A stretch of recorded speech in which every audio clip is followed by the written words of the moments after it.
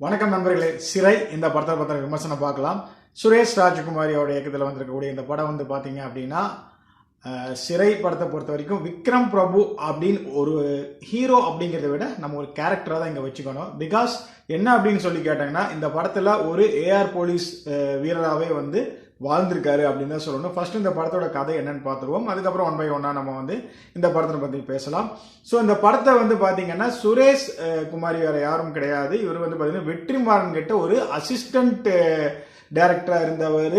ரெண்டாவது வந்து என்னன்னு பார்த்தீங்கன்னா, அதிகமாக உங்களுக்கு தமிழ் வந்து டானாக்கானோட இயக்குனரும் தெரியும். பட் இதுக்கு முன்னாடி அவர் போலீஸா ஒர்க் பண்ணிக்கிட்டு இருந்தாரு அப்படிங்கிறது உங்களுக்கு தெரியலாம். பட் அதே நேரத்தில் நிறைய படங்கள்ல அவர் நடிச்சிருக்காரு அப்படிங்கிறதையும் நான் இங்க சொல்லிக்க விரும்புறேன்.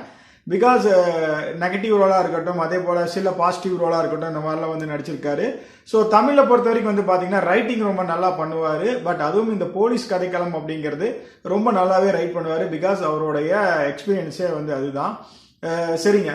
ஸோ இந்த அளவுக்கு வந்து டேரக்டர்ஸ் அண்ட் ரைட்டருடைய பேக்ரவுண்டு போதுன்னு நினைக்கிறேன். இப்போ வந்து பார்த்தீங்கன்னா இந்த படத்தோட கதையை பார்க்கும்போது விக்ரம் பிரபு வந்து ஒரு கிட்டத்தட்ட ஏட்டுன்னே சொல்லிக்கலாங்க.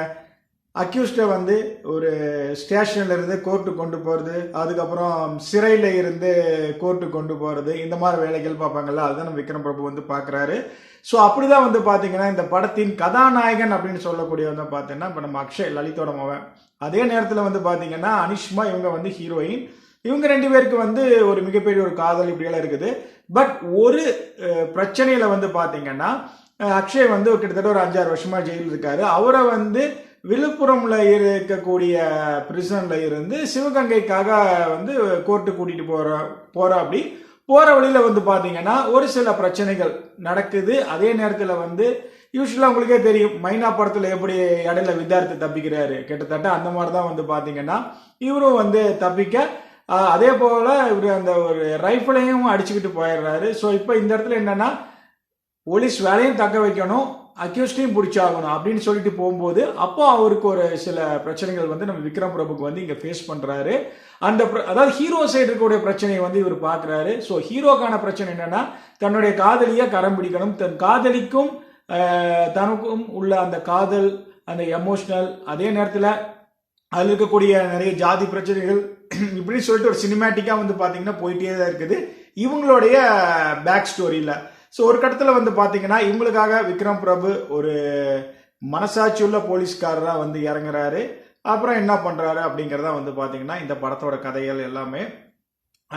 ஒரே ஒரு ஓவர்வியூவாக சொல்லணும் அப்படின்னா, இந்த படத்தை பொறுத்த வரைக்கும் ஒரு நேர்மை அப்படிங்கிறத விட ஒரு நல்ல மனம் படைத்த ஒரு போலீஸ்காரன் வந்து இந்த மாதிரி ஒரு வேலையில இருந்தாருன்னா அவர் எப்படி இருப்பாருங்கிறத ரொம்ப அழகா வந்து எடுத்திருக்காங்க. படம் வந்து பாத்தீங்கன்னா ரொம்ப நல்லா கொண்டு வந்திருக்காங்க. குறிப்பா சொல்லணும்னா விக்ரம் பிரபுவோட நடிப்பு எல்லாமே வந்து ரொம்ப நல்லா நடிச்சிருப்பாரு. ஒவ்வொரு இடத்துலயும் சூப்பரா நடிச்சிருப்பாரு. வெறப்பா இருந்தாலும் சரி, எமோஷனலும் சரி, ரொம்ப நல்லா பண்ணிருக்காங்க.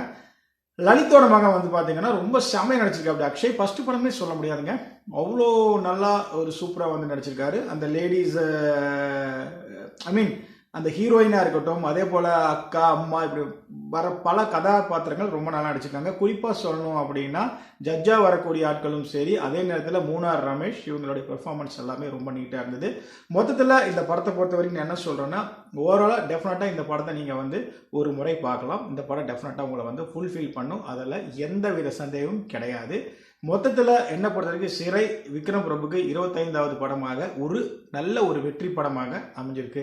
ஃபீல் குட் மூவின்னு நீங்கள் நிறையா சொல்லும்போது, இந்த போலீஸ்காரர் படத்தில் என்னையா ஃபீல் குட் மூவின்னு யாராவது கேட்டாங்கன்னா கண்டிப்பாக நீங்கள் இந்த சிறை படத்தை சொல்லலாம். அப்படி ஒரு ஃபீல் இருந்தது இந்த படம் வந்து பார்க்கும்போது. குறிப்பாக நிறையா இடத்துல வந்து விக்ரமோட வசனம்லாம் நல்லாயிருக்கும். ஒரு விஷயம் வந்து சொல்கிறேன், அதாவது என்னதான் வந்து போலீஸ்காரர் இருந்தாலும் அவருடைய அதிகாரம், அவருடைய பவர் எந்த அளவுக்கு அப்படிங்கிற விஷயத்தெல்லாம் பேசும்போது உண்மையில வேற லெவல். ரைட்டிங் இந்த படத்துக்கு மிகப்பெரிய ஸ்ட்ராங். அதே நேரத்தில் இந்த படத்துல ஒரே ஒரு பிரச்சனை என்னன்னா, இந்த காதல் சென்டிமெண்ட் அப்படின்னு சொல்லிட்டு கொஞ்சம் சினிமாத்தனமா கொண்டு போனது தான் நமக்கு கொஞ்சம் ஒரு நெருடலா இருந்தது, என்னடா அப்படிங்கிற மாதிரி. மற்றபடிக்கு ஓவராலா படம் வந்து decent one time watchable. Thank you. One time watchable அப்படிங்கிறத விட இந்த படம் வந்து ஒரு தடவை கண்டிப்பாக நீங்கள் எல்லாருமே பார்க்கலாம் அப்படின்னு சொல்லி நான் சொல்கிறேன். Definitely it's a recommended movie தான். தேங்க்யூ.